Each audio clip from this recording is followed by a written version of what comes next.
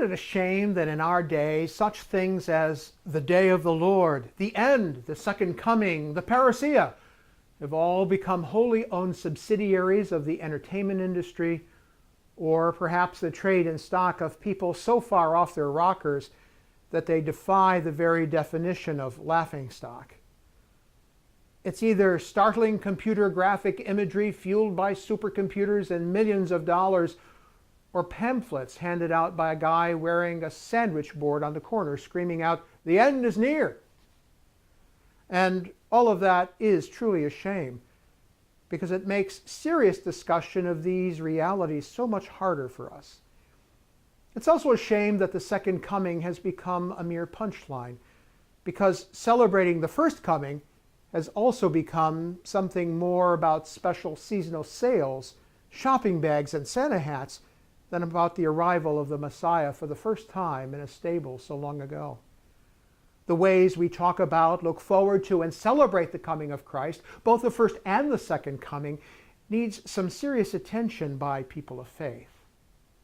There was a time when Christians yearned for the end times, not because they wanted to see the destruction of the earth while they were leaving this world on a rapture train, but because the day of the Lord is actually a time for hope.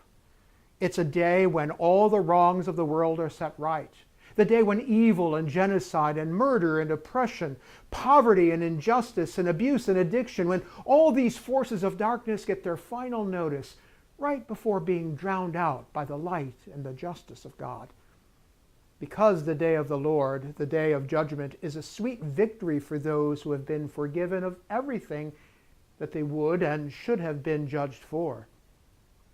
In last Sunday's lesson, Jesus tells us to watch for the signs that will show themselves in creation and in the conflicts of nations. But he always tells us to be on our guard, to stay awake, and always to be ready. We do not know the day or the hour, but when you're perpetually ready, it doesn't really matter.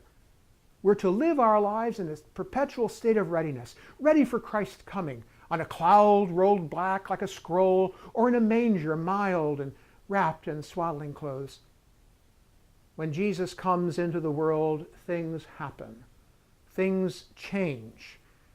What it changes especially is our relationship with God our Father, because of the grace he brings, a grace that is so amazing, so divine, that it demands our life. It demands our all.